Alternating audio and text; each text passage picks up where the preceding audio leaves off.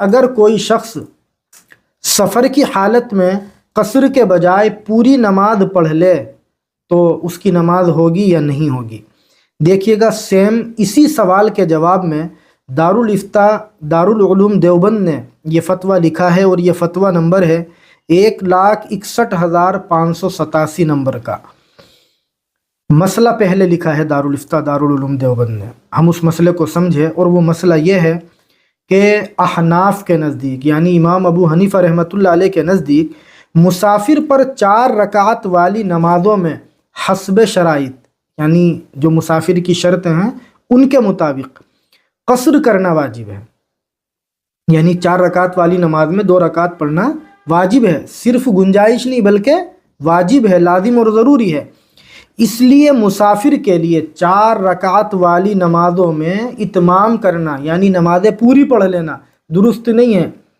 بہت سا آدمی یہ سمجھتا ہے کہ میں اگر 2 کی جگہ 4 پڑھ لوں گا، میرے پاس ٹائم بھی ہے تو مجھے زیادہ ثواب ملے گا، تو یہ خامخواہ کی عقل مندی مسلمان کو نہیں دکھانی چاہیے۔ جو فتویٰ مسئلہ جیسے لکھا ہے ویسے ہی ہمیں اس پر عمل کرنا چاہیے۔ اب اس میں ایک آپشن ہم یہ سمجھیں، اگر کسی مسافر نے 4 رکعت والی نماز سفر کی حالت میں بجائے 2 کے پوری پڑھ لی، اتمام کر لیا، اور اس نے 2 رکعت نماز پر جان بوجھ کر یا بھول کر قاعدہ نہیں کیا، 2 رکعت پر وہ نہیں بیٹھا، تو اس کا فرض سرے سے ادا ہی نہیں ہوگا، نماز ہی نہیں ہوگی۔ کیوں؟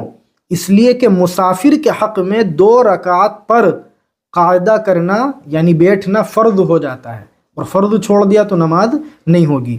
سیکنڈ آپشن اس میں ہم یہ سمجھے، اگر کسی مسافر نے 2 رکعت پر یعنی 4 رکعت والی نماز میں 2 رکعت پر قاعدہ کیا اور وہ بیٹھ گیا، اور جان بوجھ کر کے اس نے مزید 2 رکعت اس میں اور شامل کر لی، یعنی پوری 4 پڑھ لی، تو اس سچویشن میں اس کا فرض تو ذمے سے ساقط ہو جائے گا، لیکن نماز اس کی ناقص اور ادھوری ادا ہوگی۔